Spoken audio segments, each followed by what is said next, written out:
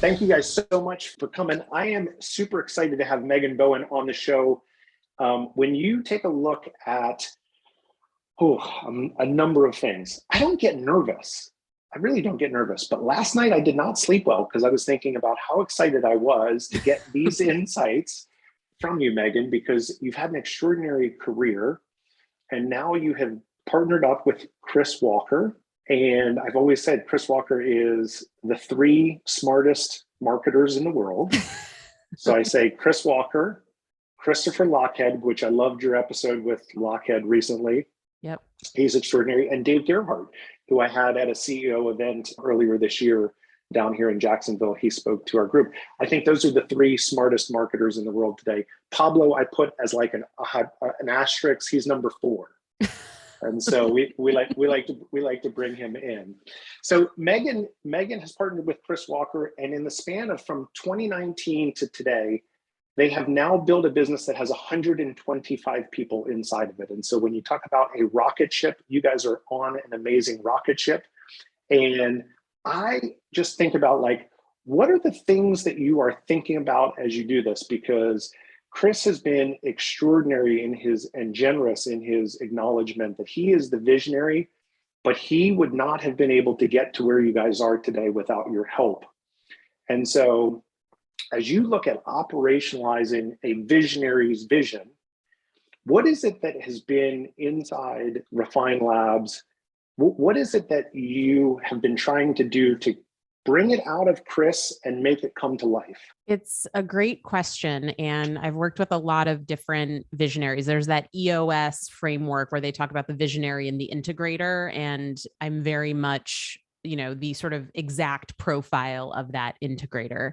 I also like to say I've got some good ideas myself from time to time, but I'm definitely the person that just gets things done. And so for me, I think it comes down to 2 main factors that I think are critical for me. So for me, it's vision and values. And so if I'm going to partner up with someone and make the commitment to execute effectively and kind of bring visions, and ideas into reality and into life, number 1, the vision itself has to be super compelling. And so the reason that Chris and I did decide to team up originally was, he had really strong perspectives around marketing and B2B demand gen that were innovative, progressive, different, bucking the status quo.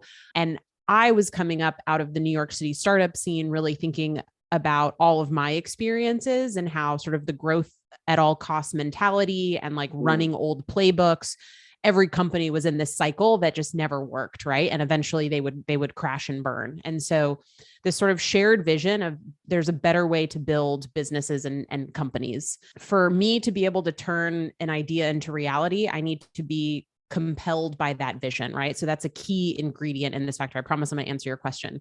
The second piece is values, because at the end of the day, there's a million ways to get something done. And what's most important is that your values are aligned so that as you're making decisions every single day, that there isn't going to be a conflict in how things are going to get done. I was just talking before you hit record, me and Chris couldn't be more opposite people, but we are very, very values aligned and are very invigorated by the same vision of the future that is very different than what we are seeing today, right? And so that's foundational. And if that doesn't exist, no matter how good of an operator you are, it's not going to work, in my opinion. And where I've had challenges or missteps or failures in the past has been because the vision wasn't compelling or I wasn't values aligned with my visionary, right? And so anyway, that's sort of table stakes. Like those things need to be true. And then you get into okay, how do you do it? And so for me, and I think, Jerry, we have this in common, all a business is a group of people working together to achieve a goal.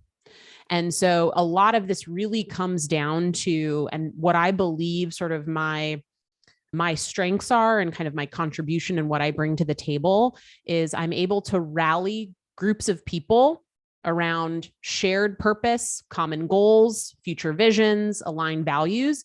And I'm able to kind of organize, inspire, and motivate each person to play their part to achieve the goal, right? And it comes down to working with the visionary to create a level of clarity so that the ideal end state is more specific than just broad strokes vision, and really aligning on key milestones to get there.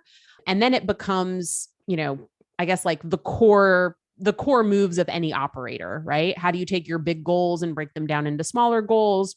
How do you identify the right people to take on the right initiatives and responsibilities in order to get there?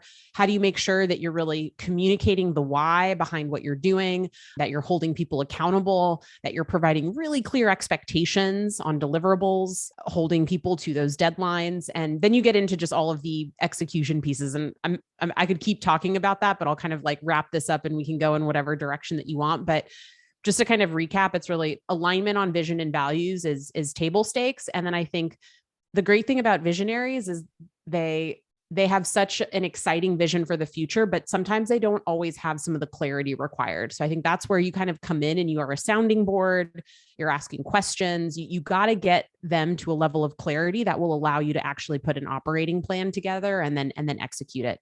And then it's just right people, right seats, right motivation, right values. All right. I love this. This is a great start, because I think I broke it down in episode 3 or 5. I can't remember, but it's the business acceleration model. It's the model that I've used to run 5 businesses in 5 different industries, business to business, business to consumer.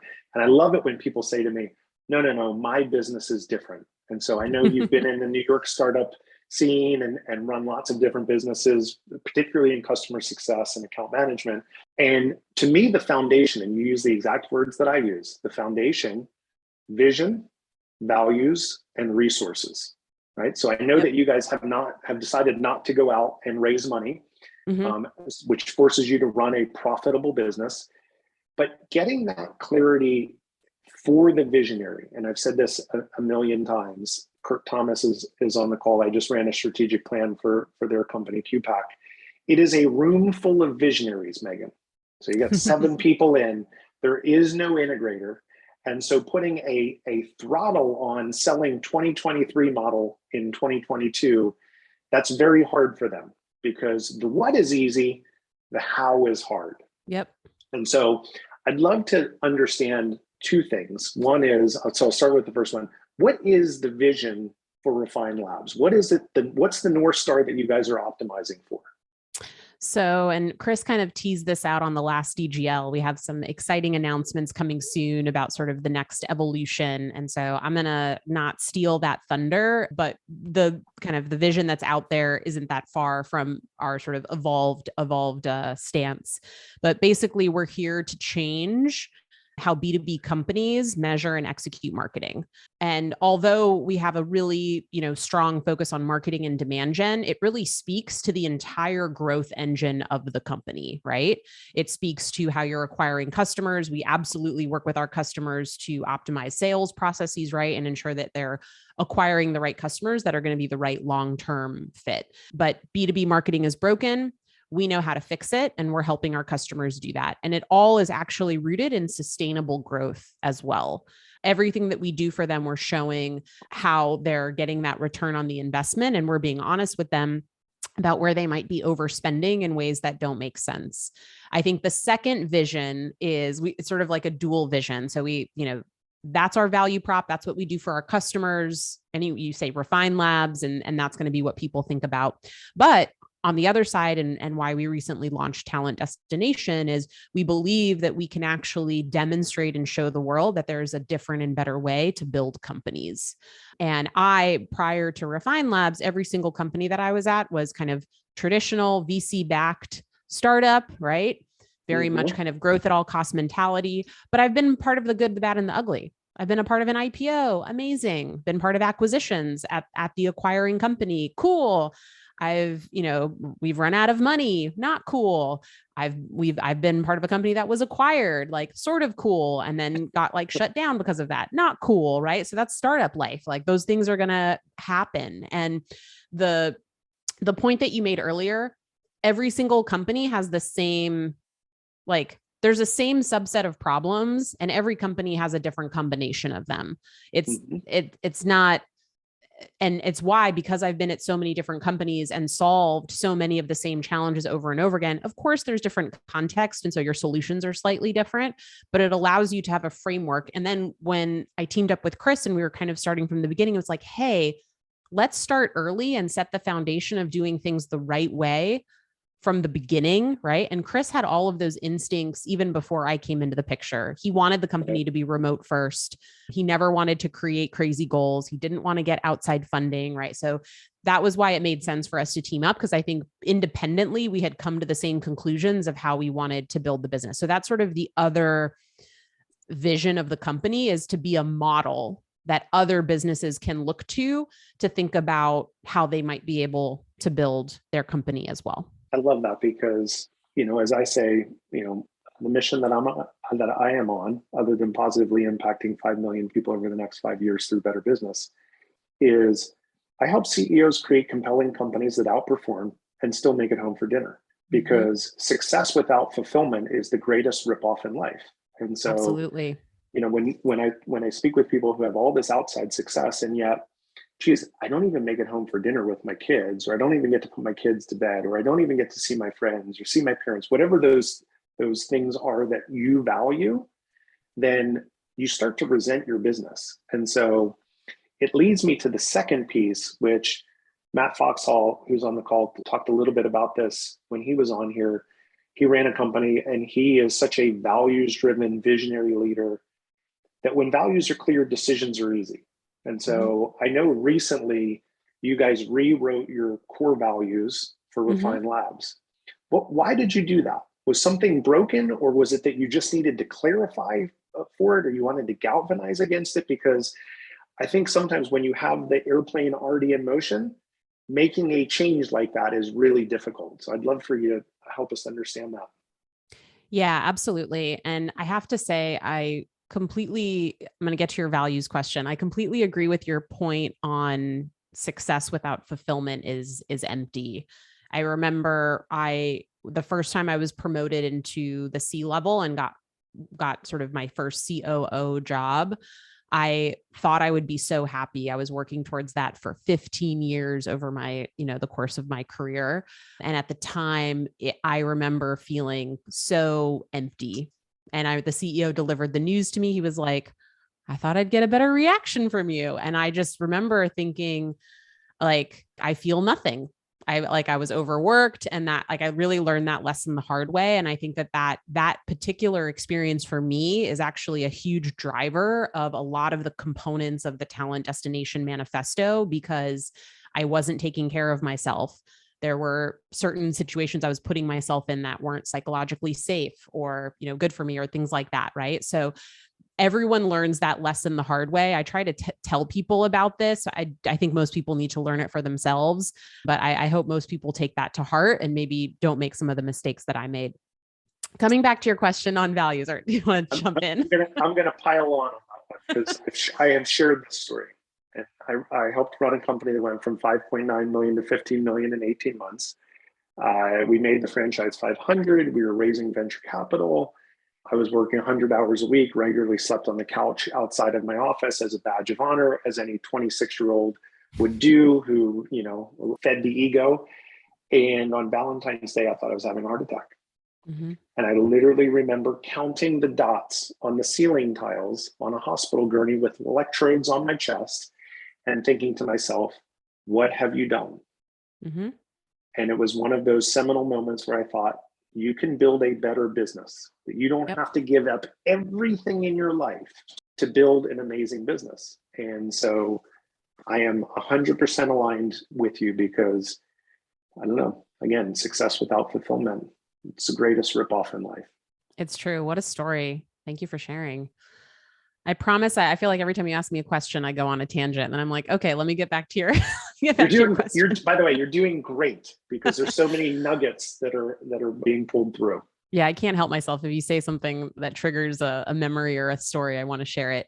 But values, this was actually a really great exercise. So I spoke a little bit at the beginning that when Chris and I first teamed up, kind of validating that we were values aligned was really important. So the original values of the company were essentially written by Chris. And before I decided to join him, I asked him, I said, have you written company values yet? He said, I have. I said, great, send them to me. I want to read them. And so he had sent them. I had a couple of points of feedback to kind of clarify and adjust them. He was like, oh, that's great. I love that. Cool. And that was kind of one of my own validation points of like, okay, this could be a really good person, to kind of partner up with in business. We got started, and those were our values for about a year and a half, almost 2 years. And what we realized, we were kind of approaching 100 employees, and we said, wow, like this place is just so different than it was, in the summer of 2020 when there was 7 people. And we still felt our values were strong and that they resonated with people. But what was interesting, every new person that joined the team would have a meeting with Chris on their first day. He would go through the company history, company values, our vision, et cetera. And he would always ask new team members, what do you think of our values?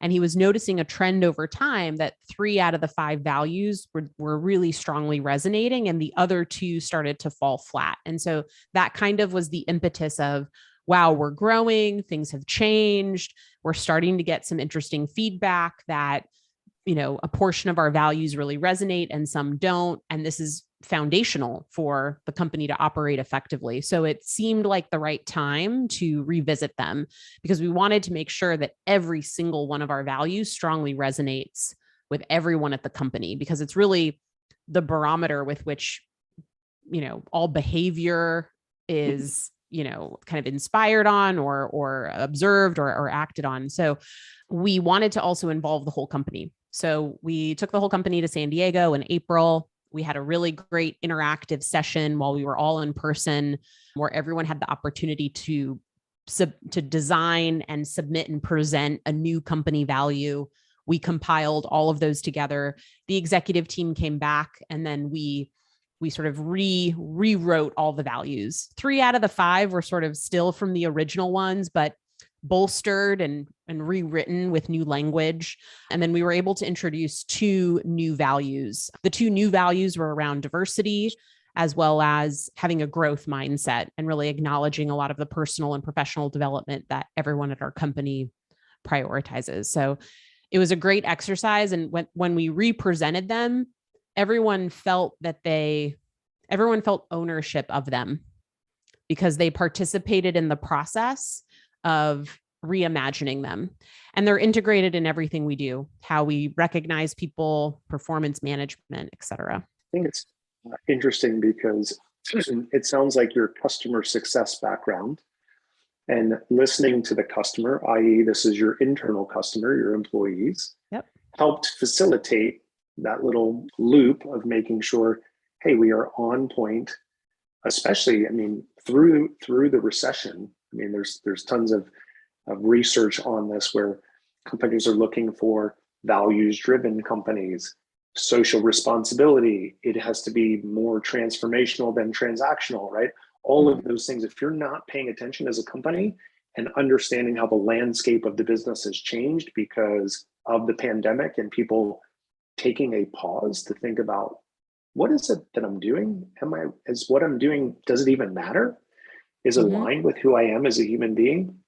And so I love that you guys took some stock to think about that, because sometimes you get so caught up, especially as fast as you guys are adding people to the mix, to just continue on the path. Like, all right, checkbox, we have the vision, checkbox, we have the values, keep on driving, more customers, more content, more marketing, more conversion points, more delivery of operations. And so it's super easy to get totally just engrossed in the actual operation of the business. And so, yeah, absolutely. And I think we're a services company. The people that are on the team are delivering our product to our customers, right? Through their expertise, consulting, and execution in some ways. And so this is important no matter what, but knowing that we were going to build a services business, this becomes even more important in my mind.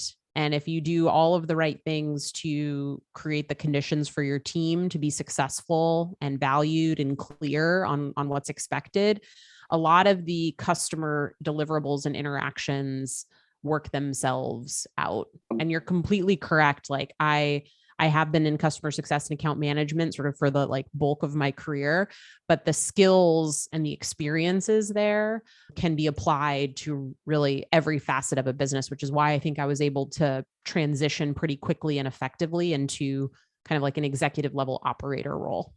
Yeah, I think it's super interesting. And I have two pieces that I'm going to follow up on that. So, I ran another business that was in construction, which is only funny because I'm the least handy person that you will ever meet.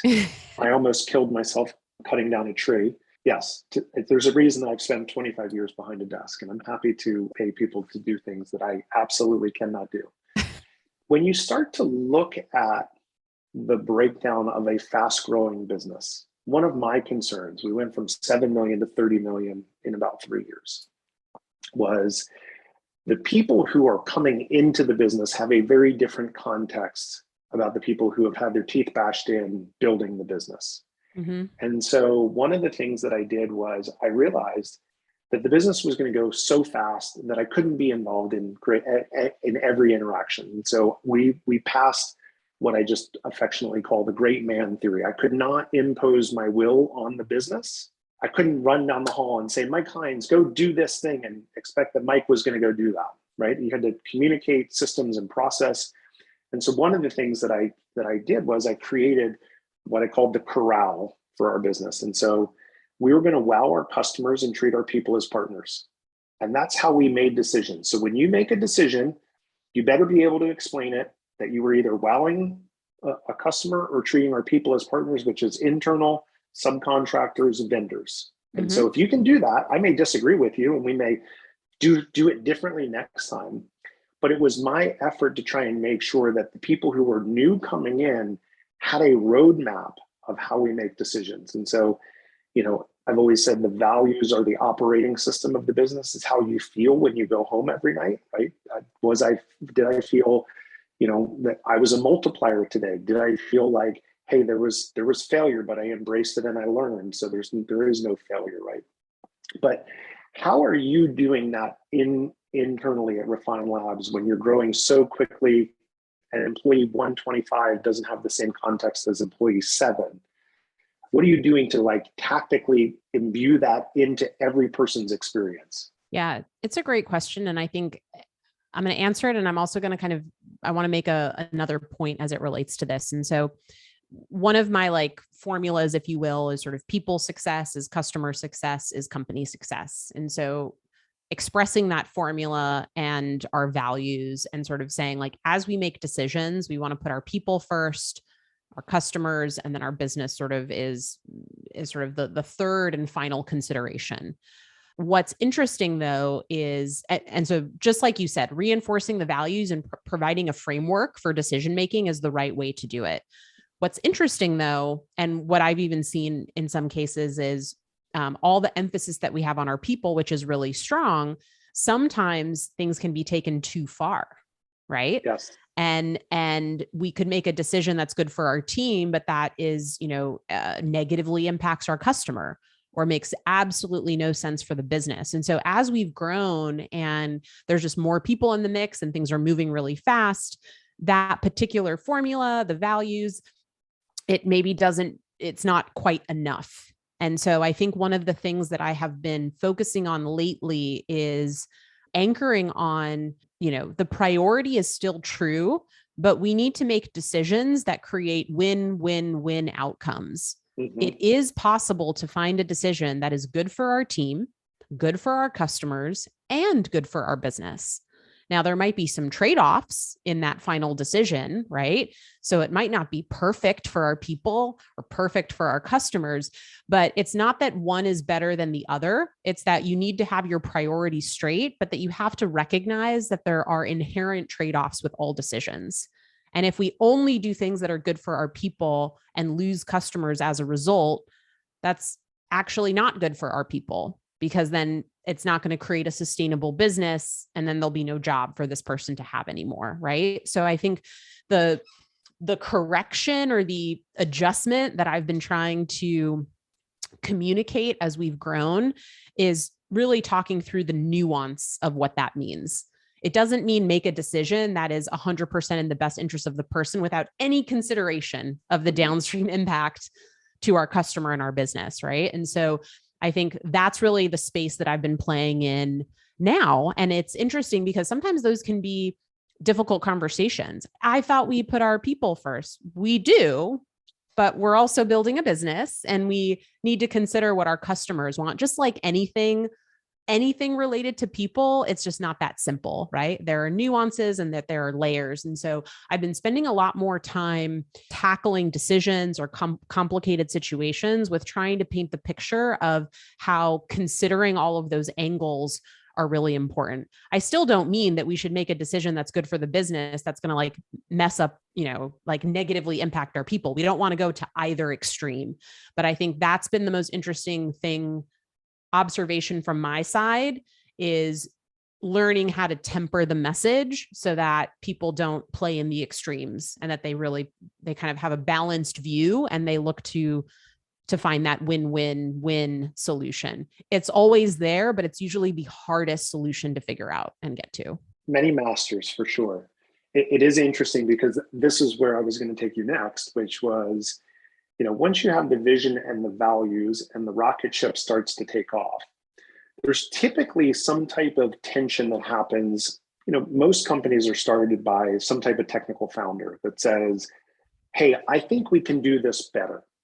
Doesn't necessarily mean they're the great business operator. And so that leads to being super agile and making decisions like, oh, well, we're sales led, so we can do anything.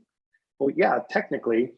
But then at some point in time, you have so many people that you need to have standard operating procedures. So here are the rules of the game that we operate in. And so I think you're thinking about people and then customer and then company is a great one. It actually reminds me very much of, I'm not sure if you're familiar with the certified B companies, People, Profits, and Planet.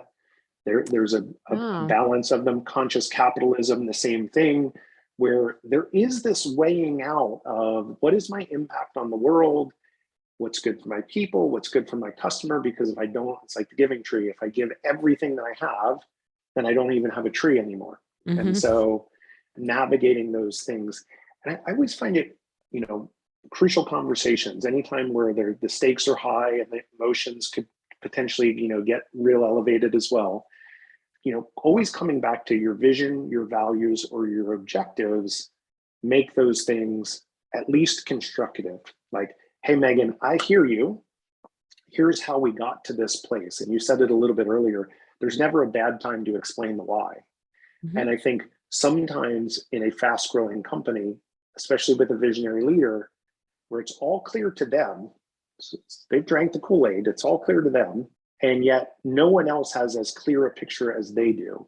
And so how do you work to continue to bring that out of Chris and the other visionary people to make it operational inside the company?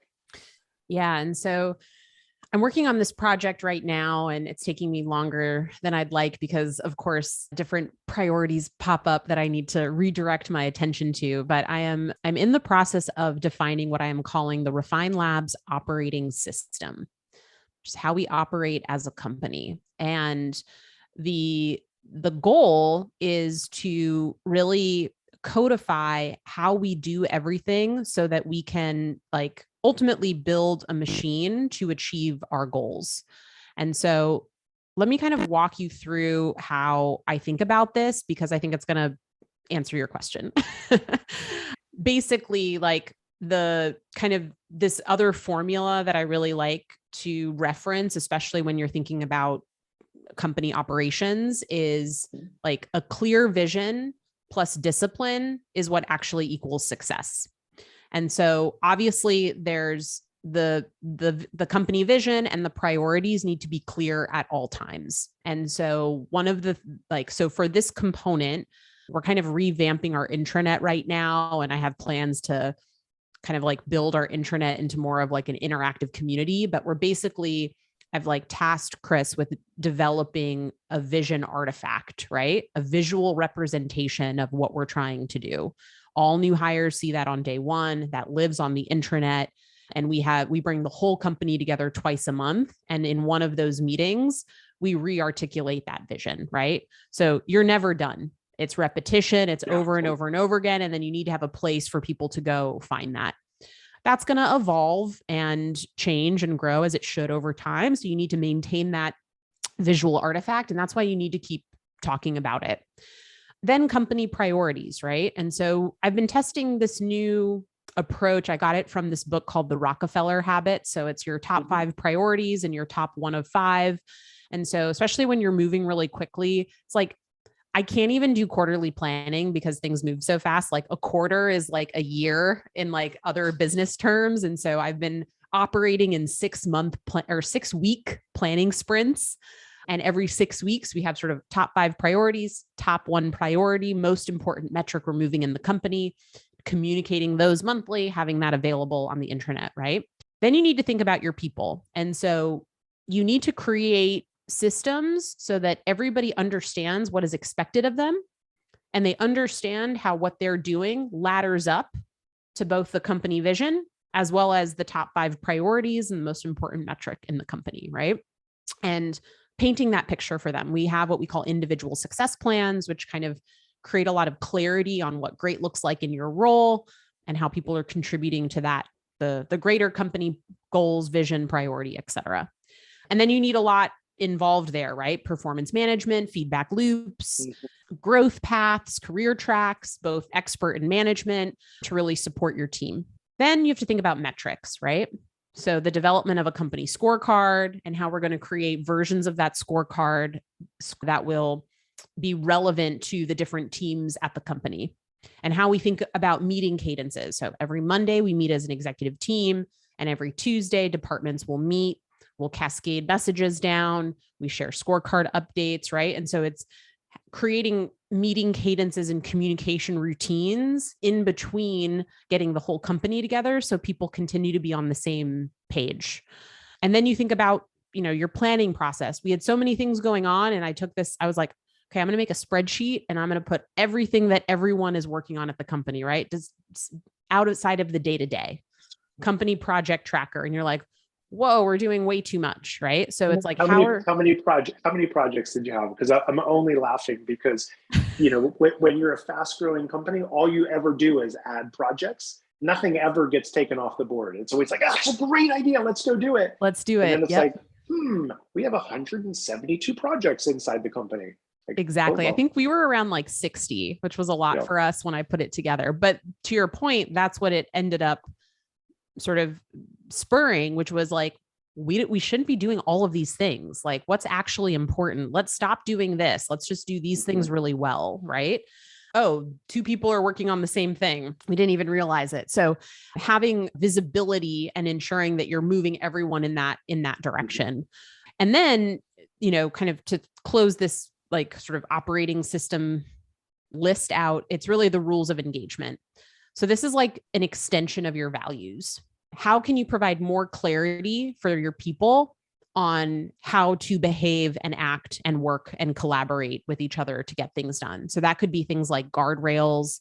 It could be, how to make business cases for additional investments. It could be who to inform or loop in based on what you're doing, right? Like creating more clarity of like, this is how you get things done at this company. And this is what you need to know in order to effectively have an impact. And so all of the elements that I just listed are kind of rolled up into what I'm calling this operating system. It's still not done, but I'm essentially go into a ton of detail in each of those sections. And the intention, we're updating the internet, and my intention is to actually publish this playbook so everyone can see this is how we operate. This is how we get things done. And at any point in time, you can see our vision, our current priorities, the current list of company projects, who's doing what. People have access to see these individual success plans so they know. How often do you go to a company and someone's like, I don't even know what that team does? And so like clarity on like roles and responsibilities and what everybody is doing. So it's a lot of minutia and a lot of detail, but when you think about it, like this is the information that people need to know so that this is part of creating the conditions for people to be successful. And so I'll stop. I'm rambling. No, you did great. I love that you have frameworks around so many of what you're talking about, right? Because it's predictable, it's scalable, and it creates, results, right? And that's how people remember things. Like everything I try to simplify, like communication is another like strength of mine. And what I have found is if you can communicate things in frameworks or formulas, people will retain latch onto that it. information. To your point about clarity, I was inside a company one time and I talked about clarities of their key metrics. And I said, okay, great. Do we have a sales goal? And the CEO said, of course we have a sales goal. I said, great. What is it? The CEO said, it's 3% growth this year. That's what we told the board. And the CFO said, no. We were sandbagging with the board. It's really 5%. We're really aiming for 5% growth. And the chief sales officer said, no. I've been publishing 7% growth to the whole company. And I said, well, guys, if we don't have it right here, how do we expect that anyone inside our company knows what the heck it is that we're trying to go accomplish? And I think, to your point, in a high growth environment where you're not even planning every 90 days, you're planning every 6 weeks, what are some of the brass tacks to make sure in an environment where people don't read anymore, they're fast moving, that they have individual success plans, and they're clear on the priorities of the business other than to repeat yourself 712 times like I do with my 5-year-old? Are there any specific things that you're doing inside that you can help people understand a little bit better to create some success? So as we've grown, I think my strategy here beyond, what we've spoken about is identifying the other key individuals in the organization that have the most reach and influence and impact on others, and create a cadence to ensure that I'm over communicating with that group of individuals, knowing that when I'm not somewhere and there's ambiguity in the team, that one of those individuals will likely be there to clear it up. So really that's typically in the form of keeping people abreast of like the ongoing and evolving context that we're operating in, because things move and change so quickly in a high growth environment. And so that's really where I think you referenced this point earlier, like you can't be everywhere and you can't like beyond a lot of the things that we talked about, like the only other way to ensure is to ensure that there's another level of leadership that can speak to and answer questions just like I would if I was there. So for me, it's really about how can I find different communication patterns, async, in meetings, whatever it is, to keep these key individuals informed so that they can represent that, right? And they can provide answers, provide clarity, whatever is needed. The other piece of it is, and I used to be a lot more of a perfectionist about getting every single detail right. And I've really let a lot of that go because I think I've just embraced the fact that working with a bunch of people, like it's never going to be perfect. There's always going to be mistakes, like things are going to happen. And like, at the end of the day, it's like, don't sweat the small stuff, right? It's like, as long as the big stuff is good, like it's okay if there are some things. And the reality is like, I know that despite talking about the vision a million times, someone's going to be like, wait, what is this? Or what? I'm surprised. Like that's always going to happen, even if you do everything right, So we've said it a million times. Yeah. So it's also just like making sure that your expectations are in check. I've had that too, and not with Chris, but other CEOs, like, we got to solve this or da, da, da. And it's like, well, like we're doing everything we can. And like, we have to accept a level of like, these are people, like they're not, it's not machines. They're not technology. Like people are fallible. So it's like, I think that's also really important. And there's nothing wrong with people being unclear as long as they feel comfortable asking a question, and then you can clear it up. I think you're right. And the name of my company is Proven Chaos, because I love working with companies that have proven there's a marketplace, but they're in chaos because their people, their systems, or their process have outstripped the growth rate that they're experiencing. And so being able to like wrap your arms around that and have grace, which I think is so important, because if you're a perfectionist in a high growth company, to your point, you're an operator, it bothers you to have open loops and to not be right and have certainty and clarity and all of those things. It keeps you up. You look at the sheep, passing by your head. It's just like, okay, it's okay. We are nailing 80% of the things. And that one little mistake that we made, it's not happening across the company, because you see that happen a lot, especially with visionaries. They just imagine that one issue is a multiplier across everything that's happening, and we need to stop everything that's possibly happening, and everyone needs to work on this one issue. It's like, no, we're not stopping the railroad for this one issue. We have one issue, and let's just make sure that we contain all of that. Man, you are so good. I have enjoyed talking to you. Because if you have any questions, I would invite you to bring it into the chat. Megan has given us so much to think about, especially inside of a high growth company, given me a lot to think about. And, I have had a couple of these under my belt. It just gives me pause to say, all right, we're headed in the right direction, because, here's a practitioner who's crushing it right now.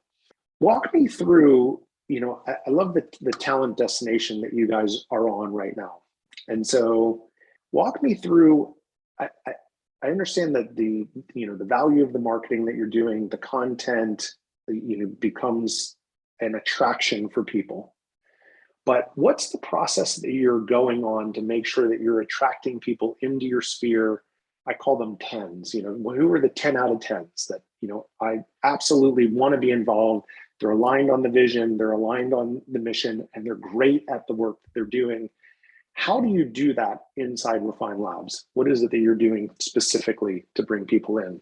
Yeah. And so, I think a lot of our kind of brand and content marketing is a primary driver for generating initial interest, right? And attracting some inbounds. But what I always tell people is you can do that really great, but then if you don't deliver when people show up, none of that actually matters. And so, we've built a great machine and an engine there that is working really, really well. But where I want to focus the bulk of my attention on is what actually happens at the company. We have to deliver on our promises. And so there's a couple elements of that. Even in all of our content, and we have like our culture playbook, which we've published, where obviously we talk about the good things and the positives and the exciting vision and all of that, but we're also very upfront about our challenges and our flaws and the difficulties of working here.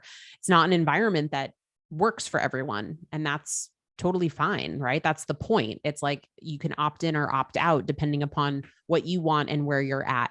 But then it's really like we over index on onboarding.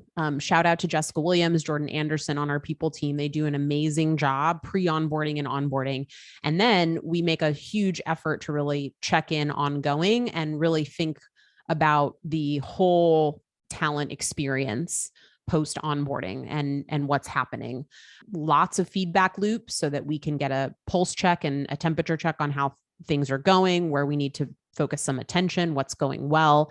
And I think at the end of the day, for me, the most important thing that I focus on as a leader is psychological safety, because if something's going wrong, people feel comfortable coming right to me and telling me exactly what's going on. They know I'm not going to get upset. They know I'm not going to blame them. They know I'm going to thank them for their feedback. I'm probably going to ask some questions so that I can really understand what's going on, and that I'm going to, if depending upon the situation, like I'll take action as well, if that is required. And I think for me, that particular element is almost more important than everything else, because I can't have my eyes and ears on everything. But if I've created a situation where people don't feel intimidated, they know they can say anything to me, I'm constantly getting a stream. We were kind of relating your team to your customers, right? It's like this market research, customer insights, right? It's creating that so you actually know what is going on and that you can course correct. We've had a ton of challenges. We've made a lot of mistakes. Like we've had a lot of success, but like we're totally not perfect. And even my talent destination manifesto, like we're at different stages across each of those ingredients. Some of them we nail and some of them are just aspirational today. And we need to get there, right? So like I try to be really clear, especially in podcast episodes. Like I'm not sitting on the top of the mountain being like, I figured everything out. We're so great. We don't do anything wrong. Like that's not what's happening here. Like make just as many mistakes as other people in their businesses, right? But I feel like if you have a really high bar of what you're trying to achieve, like this is the North Star, right? And every day we're trying to get a little bit better across each of these elements to get there. But yeah, it goes back to your people and creating a great experience for them, and then really creating true psychological safety so that you know what's going on. That's the most toxic thing that I've seen in different businesses, where the people didn't feel comfortable raising problems, and therefore leadership never, or they would discover these problems when it was too late. Too late. You know, I think it's interesting because, you know, two things that I've done in my past of making sure that people have that psychological safety is, obviously you have to build relationships and take a genuine interest in people. You know, my first value is to love your people and treat them as whole people. So that's my guiding, you know, thought. But the second piece is to make sure that you're giving people permission to come to you when you see something. I don't have all the answers, right? And it's okay. I'm asking. In fact, I'm telling you, it's your responsibility that when you see something, I want you to come and tell me so that we can fix it. You know, people sometimes say like, oh, well, I don't want to call people out. And I said, it's not calling people out. We're all aligned on the same thing. We're on the same mission, but we have the same values. And we're headed in the right direction. So if Kurt stepped out in front of a bus in New York City and he was going to get hit, what would I do? I'd grab him and I'd pull him back by his neck and make sure that he was safe. And that's what you know, that illusion is what I give to people inside companies. Of course, I would do that for Kirk because I care about him. I love him. It's part of my core values in doing that. And so, you know, making sure that you're clear and, you know, to your point, that you'll listen to them, you'll hear them, because I've never built a world-class relationship yelling at someone. Yep. And so I don't believe in yelling. I'm going to have a conversation. We're going to have it about values and approach, and it's a-okay that you see the world differently than me, because, you know, every morning I remind myself to live in wonder, not in judgment. And that's okay, right? And so if I can suspend that, you open yourself up to so much more. It reminds me of a phrase that my grandfather taught me: accept no guilt, assign no blame. And I say this to my team all the time, because guilt and blame are useless emotions, often also misdirected and misguided. And at the end of the day, like, we can have a conversation about a problem without feeling guilty or blaming someone for it. And we can talk through a solution.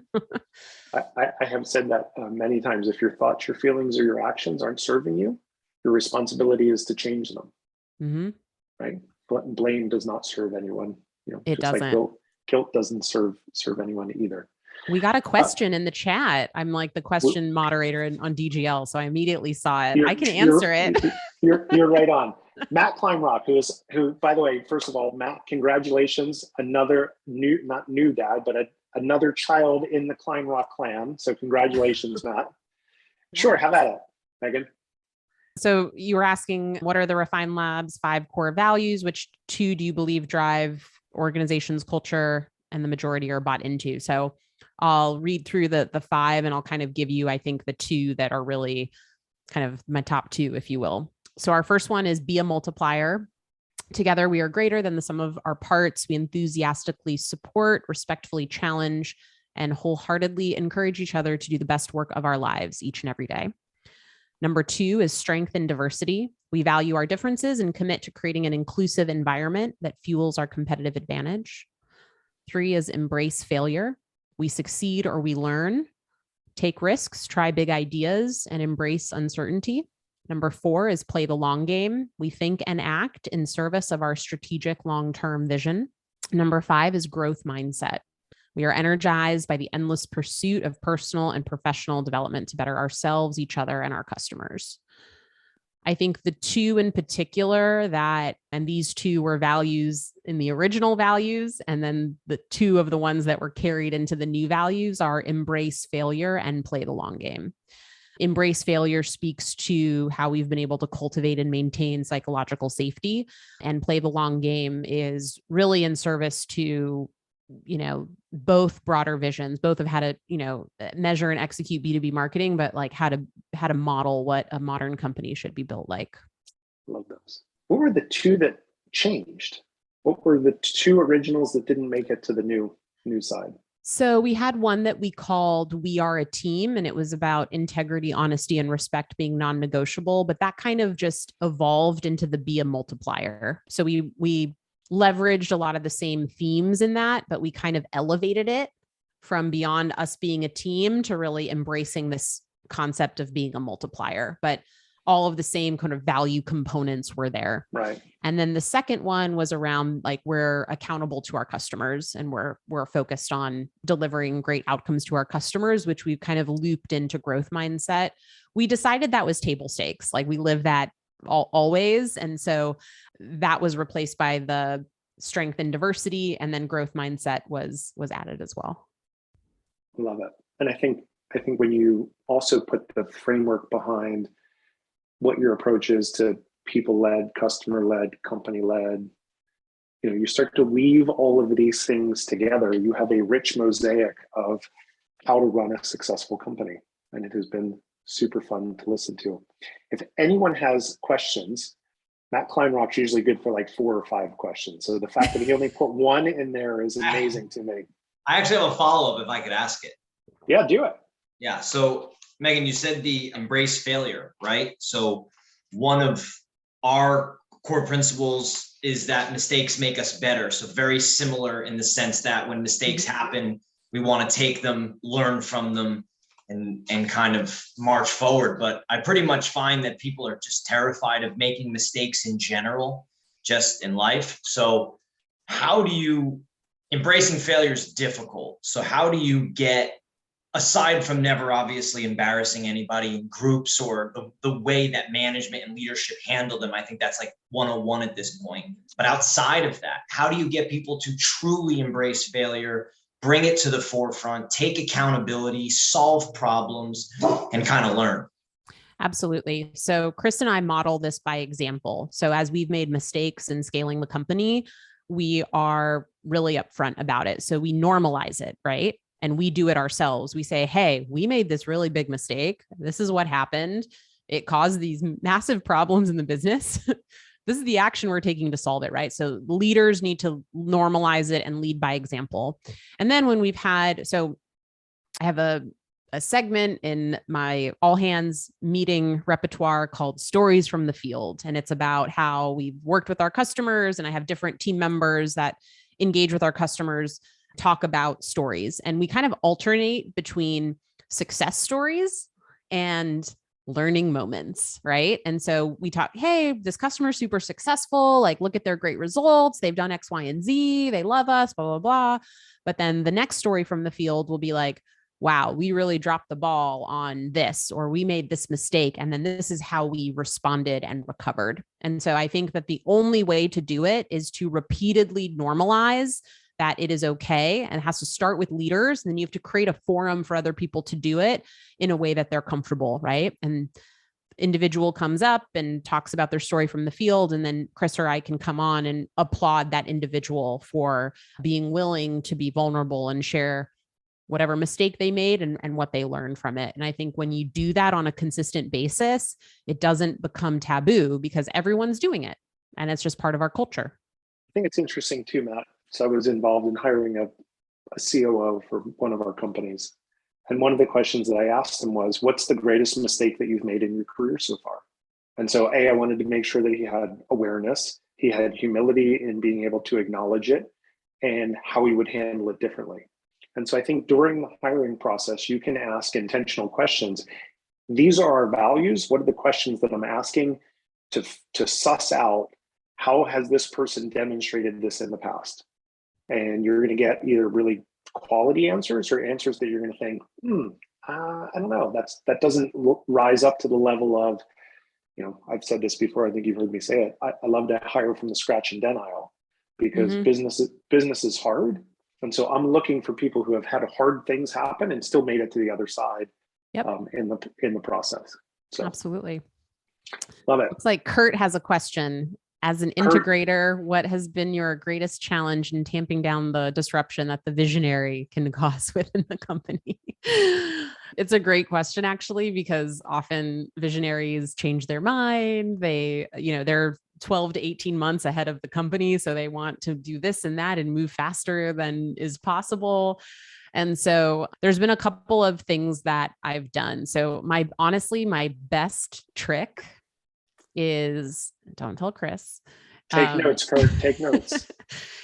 Whenever there's the new idea, you can't shut down a new idea the first time it's brought up. It's a recipe for disaster with a visionary. They'll scream and yell at you and tell them they can't do anything because you're stifling their vision. So I express enthusiasm for every new idea. And then I say, let's sleep on this. We're not going to do anything. We're going to sleep on this. We're going to talk about this again. And then some ideas will never come up again. Some ideas will keep coming up.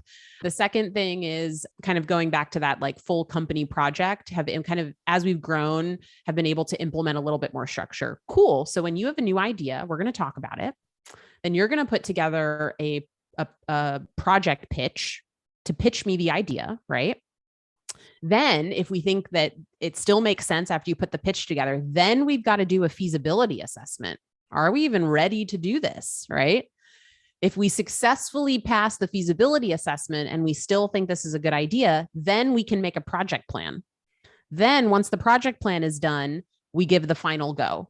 And there's just multiple gates where you create moments where ideas can be abandoned or deprioritized. And if it's an idea that we really should do, it should be able to pass all of these gates and then move into execution. And then with anything else, because things change so much, reviewing all active projects every 6 weeks and deciding if they all still make sense or if we need to kill a project. So that's another framework to use. I love that. I think the other piece of it is one that I use. I had a high visionary that I worked with. And he came up with 5 ideas a day. I mean, I'm running the business. We're busy here. So I said, hold on.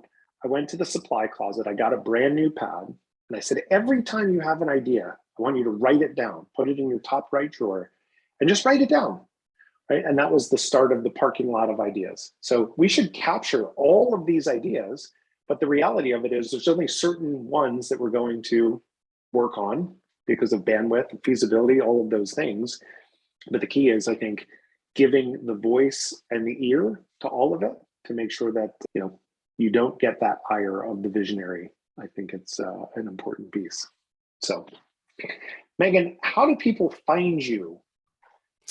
You can find me on LinkedIn right now. That's the only social media platform I am on. And you can check out the Talent Destination podcast anywhere you listen to your podcast, Apple, Spotify, or elsewhere. I love it. I was listening to that in preparation because I love what you guys are doing. And I was chuckling at Jess talking about how she has so many ideas about the